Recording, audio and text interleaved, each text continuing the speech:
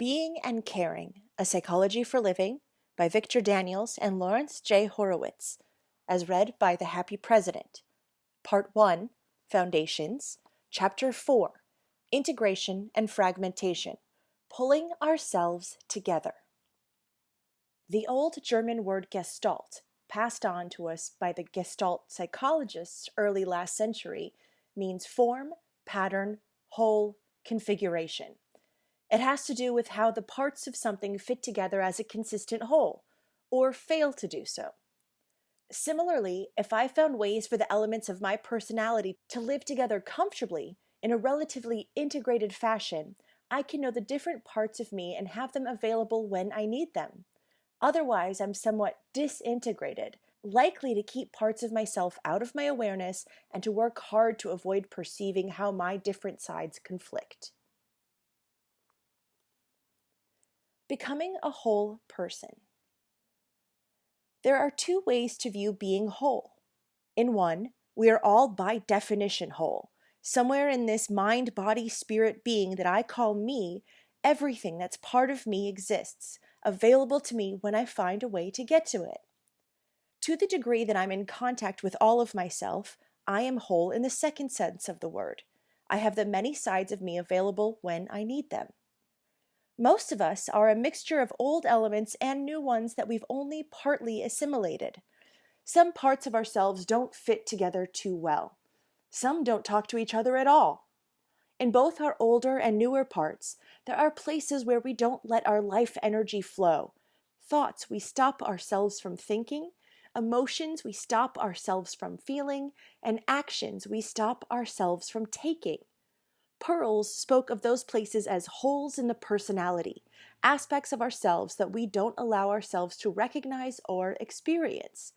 Each contains a dimension of myself that's lost to me as long as I keep that part of me off limits. I might, for example, view myself as a helpless victim of circumstances and other people's actions, being the nice guy no matter what. To experience life from a victim's framework, I tell myself that I'm not doing anything, it's just happening to me. Thereby, I give up contact with the part of me that actively charts my way and responsibly makes my decisions. When I feel powerless, part of me is missing. My personal power and inner richness becomes available as I reopen and re-own the disowned parts of myself. An important element of this is having and using alternatives, diverse ways to deal with myself, people, and events. Such alternatives emerge in part from recognizing my most habitual way of responding. That awareness opens other possibilities. Ego processes.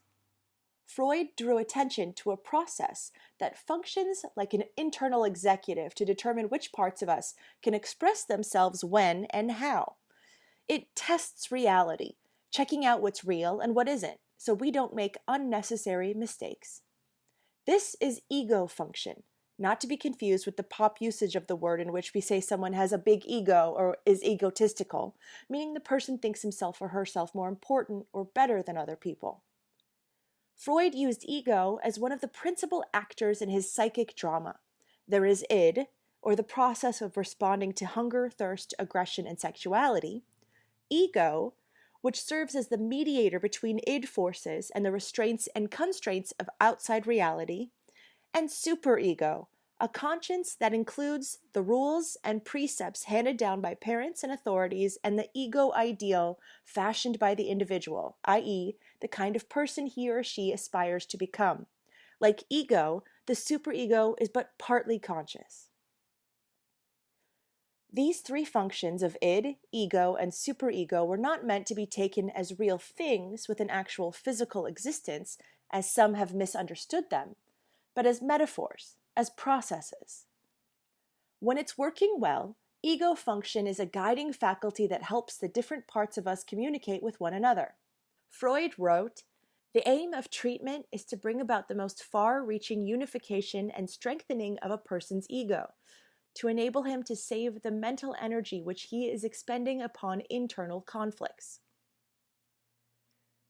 Now let's return to the other meaning of ego. Whereas Alfred Adler declared, Man is but a drop of water, but a very conceited drop. There are different elements of this kind of ego. Infantile ego is my process of saying, am I getting enough? A no response leads me to demand, me, me, me. Image-based ego is my process of asking, am I good enough? It isn't present in early life, but develops as the social self grows out of our perception of other people's evaluations of us. One side of image-based ego is self-glorification. This is telling myself and others, and wanting others to tell me how marvelous I am. The other side of image-based ego is self-depreciation, telling myself how worthless I am and imagining that others see me that way too. Self-glorification and self-depreciation both grow out of my anxieties about my value, lovableness, or competence. Feeling separate and isolated is an important part of infantile and image-based ego.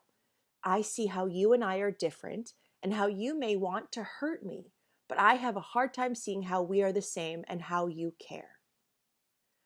Even following a religious path, I may still be running my same infantile ego trips in a disguised form.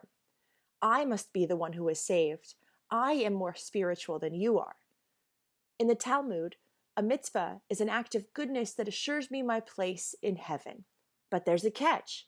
If I do the mitzvah out of concern for you, I score. If I do the mitzvah thinking, more gold stars to get me into heaven, it doesn't count. When I see that I have a choice of doing or not doing something that serves and strengthens my infantile or image-based ego, I can choose not to do it. For instance, when I find myself trying hard to think of something clever to say, a good thing to do is to say nothing. The Chinese philosophy of the Tao says, not so fast, to one who is becoming too clever, too witty, too skillful. As I learn to take better care of my emotional needs and to value myself as I am, I feel less need to put others down, win, or seem important, and I more easily give what others need and get what I want. The shadow. According to mythology and superstition, a person without a shadow is the devil himself, or herself. Even today, most people are cautious with someone who seems too good to be true. Knowing who we are involves facing our shadowy sides as well as our sunny ones. Jung used the term shadow for our unacceptable and unacknowledged sides. Like Freud's ego, shadow is not a thing, but a process, a useful metaphor. It refers to the parts of us that we hide from our conscious mind, including desirable qualities that we've learned to think of as not part of us, and the ways we hide them. As a guideline, the narrower the standards and definitions that govern our life, the more powerful our shadow side. Sam comments, in my family, I took on the good boy role and my brother, the bad boy role. I pushed my bad boy into my shadow side while my brother pushed his good boy into his shadow. He got attention from being bad. When he was good, the family treated him as if he were invisible. Now we're both beginning to re-own the parts of us that we suppressed. In dreams, the shadow may appear as dark, primitive, threatening, hostile figures. There, in the dream theater of our secret selves, we find unacknowledged parts of us, parts that hold energy and vitality we've disowned. So the shy, mild-mannered person who never raises his or her voice dreams of bold adventures, while the sexually repressed person's dreams are enlivened with lust. Paradoxically, when material from the shadow is allowed into consciousness, it loses much of its frightening nature. Coming to terms with my aggressive, hostile impulses is a crucial task. While shadow tendencies remain hidden, suggest Fordham, they grow in strength and vigor, and when they burst through, they may overwhelm the rest of the personality. One half of you must understand the other half, or you will tear yourself apart, says American Indian Yellow Robe in 7 Arrows. It is the same with the other half of many people who live together. Both halves must try to understand. Refusal to face myself can keep me stuck in repetitive, self-defeating patterns, since unconsciously I disavow other possibilities. My shadow is likely to be a large one, as in this fragment from Robert Hall's poem. My popcorn is gone, the seats are half empty, the cartoon is over. I've seen the feature several times before, I'm afraid of the dark, and it's time to go home. But I can learn to acknowledge my aliveness in the dark side of my own nature. Suppose, for instance, that I viewed myself as someone who is always happy, and I always try to keep a smiling face. I can begin to recognize that sometimes sadness and grief are appropriate, that there are various ways of experiencing and handling those emotions, and that most people who care about me will still accept me even if I don't always look happy. It's not uncommon for a client in the depths of pain and despair to detail personal disaster with a broad smile in the initial counseling session. Integration of feelings and form becomes the first order of business. Our interior drama. The philosopher Martin Buber declared that wholeness depends on the quality of an individual's dialogue with himself or herself. Such a dialogue involves coming to know the partial personalities that exist in each of us. Consider these statements. I have no idea why I did it. Something just came over me. I'm not myself at all today. Often I do things I don't really want to, but I can't seem to help myself. I want so many different things, I don't know what I want. These comments show that we are each multiple, complex, and interdependent, like a collection of different people or characters, living together in one body. We may be communicating well or poorly with these various parts of ourselves. When one of my characters has great energy, I may commit an act that has long-term effects that are not what I want, but have to live with. When I can examine my mistakes from the place in me where I feel centered and whole, I'm less likely to repeat them.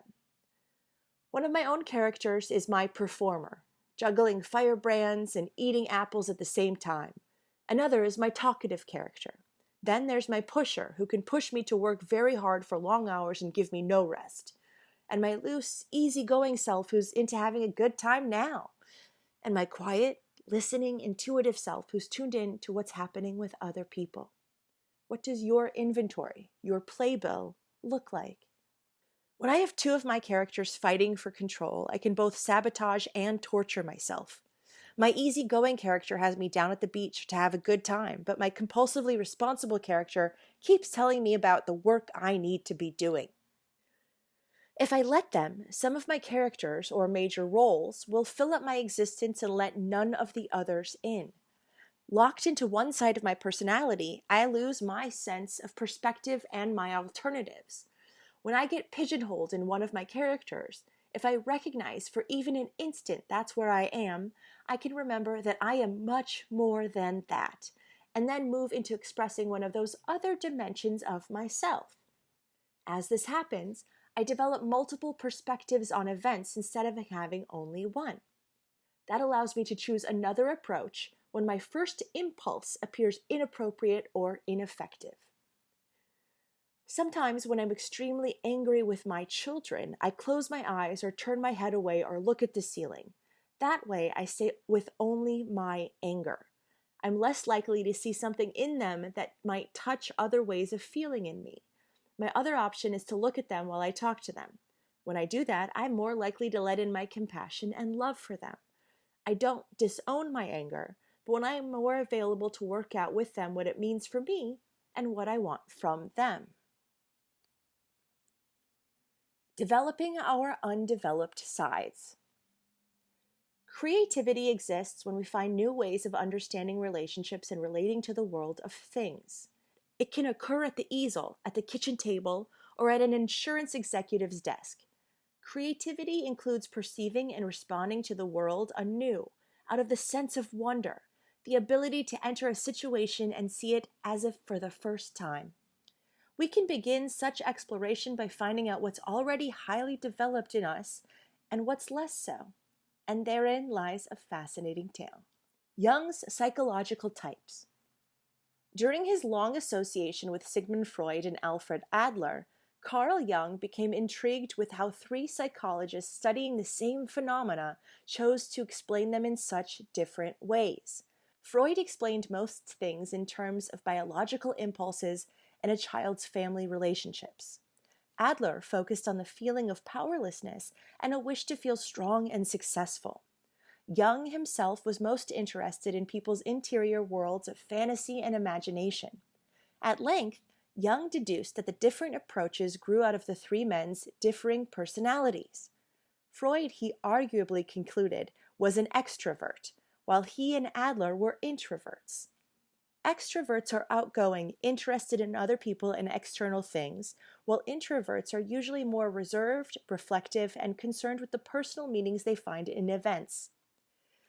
Introverts are likely to neglect the outward-going parts of themselves, just as extroverts often neglect the development of their inner resources. But Jung was still puzzled. He and Adler, both introverts, were nonetheless very different from each other. After 10 more years of reflection, he formulated his now famous typology of functions: thinking, feeling, sensing, and intuiting. Jung saw each person as having a superior, or well-developed mode, and an inferior, or minimally developed mode. In his view, if thinking is superior in a person, feeling will be inferior, and vice versa. If intuiting is superior, sensing will be inferior, and again, vice versa. How does it happen that most of us have a superior function and an inferior one? Jung suggests that from the beginning, each of us has a temperament that predisposes us in certain ways. We all tend to do first what we do well and to put off what we do poorly. This increases the one-sidedness of our development, which in turn gets further reinforcement from the tendency of family and friends to confirm a person's gifts and disconfirm his or her other sides. Marie-Louise von Franz suggests that when you try to discover your type, you should not ask yourself what matters most to you, rather consider what you habitually do most. That points to your superior function. Then consider where your greatest difficulty lies. Where do you often feel frustrated and end up pounding your head against the wall? Where are you most sensitive to criticism? These are clues to your inferior function. A question to remember in contemplating the sides of yourself you seldom express is, what's trying to get through? What new perspective that wasn't there before? A danger in Jung's theory of types, suggests Tappan, is that when used uncritically, it can be narrow and limiting. People think they know what they're all about before they've genuinely investigated themselves.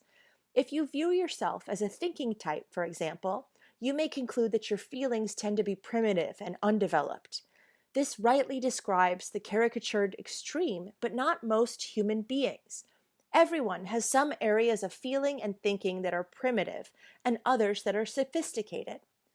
So instead of, what's my type, we can ask, what does the type's model tell me about who I am? Anima and animus. Opening to a fuller sense of who we are is opening to what animates us, what attracts and repels us. Jung gave the names anima and animus to two groups of qualities that exist in the unconscious: anima in men and animus in women. The Adam and Eve story, he suggested, points to a splitting apart and then to the continuing effort to find one's other half and achieve again the primal unity we knew in the beginning. Jung used the term anima for the presence in the male personality of a group of qualities often considered feminine: receptive, nurturing, soft, intuitive, drawing on the depths of the inner world and the unconscious. For men, anima brings personal meanings into events and contributes to a sense of an interior life. Hillman comments, "We meet anima as waters without whom we dry, as lady of the beasts riding our passions, a nurse and a serving maid, and she is also wisdom, compassion, and destruction. She makes possible experiencing through images, for she embodies the reflective, reacting, mirroring activity of consciousness." A man who integrates these anima qualities can remain strong and masculine, yet be powerfully gentle and sensitive. When he is closed to the latter qualities, insisting on being only hard and masculine, the suppressed anima energy is likely to break through in such forms as waspish, poisonous remarks by which he devalues everything. He may feel irritable and depressed, insecure and touchy. We see these characteristics in adolescent males who are fighting with their anima to fit our cultural image of super masculinity. Can you imagine any of the characters John Wayne built ever crying? Jung called another constellation of traits, those that often are part of a woman's unconscious side, the animus, assertive, achieving, rational, problem-solving, outgoing. When unrecognized, this energy can be hard, judgmental, and self-righteous, dominating us with ideas about how things ought to be and luring us away from sensitive contact in human relationships. Even in a woman who is outwardly very feminine, an animus can be a hard, inexorable power. When recognized, animus qualities can help a woman build a bridge to her deeper self through creative activity. They help her develop initiative, courage, and a capacity for planned action. They contribute to an inner strength that complements her outer softness. In a balanced personality, masculine and feminine elements intertwine. This process cannot be stereotyped by sex. For instance, some animus-dominated women have developed only their ambitious, assertive, achievement-oriented qualities and now face the task of opening up to the traditionally feminine sides of themselves. As I begin opening to the less developed area, notes Tappan, I can start letting go of the anima and animus metaphors and remind myself that there aren't really two sides at all, but a multiplicity of qualities that occur naturally in both men and women. I'm a many-sided being and I need all of me. Byrne's Parent, Adult, and Child. Psychiatrist Eric Byrne described another polarity in each of us, which he calls our parent ego state and child ego state. As children, we were influenced to varying degrees by one or more adults. At the same time, we were children with childlike qualities. Today, some of both of those ways of being continue on. At times, I act like a 4-year-old. Sometimes in the past, I acted like a parent even before I came one. We may invest most of our behavior in one side, but the other side is also there. Byrne distinguishes 3 dimensions of our inner child: the natural child, the little professor, and the adapted child. As children, we are all impulsive, expressive, and full of wonder. We have few shoulds. I think here of Gene Kelly in the movie Singin' in the Rain. Singing and dancing, he jumps, skips, and splashes through the water in the gutter with a child's absolute delight. When we remain in touch with that spontaneity, we can still be playful and childlike, even as adults. This is our natural child. As my little professor, I figure out how things work and how to get what I want. I'm curious about and interested in everything. My guesses about the world are often wrong, but through them I learn, and sometimes they contain great wisdom. My adapted child has learned ways to avoid punishment and get rewards. I may go along with the demands on me or run away from them. I turn into a withdrawn child who is distant and unresponsive, a rebellious child who says no to almost everything, or a compliant child, a good boy or a good girl who does everything I'm told to. With our inner parent, as with our inner child, we make choices about how we do and don't want to act. Out of the range of behaviors our parents present us, we select some to imitate. For instance, Robin's mother always talks in a loud, harsh voice. From her earliest years, Robin has disliked that voice and has chosen to speak more quietly. If my parent nurtured and cared for me with great love and concern, my parental caretaking is likely to have some of those same qualities.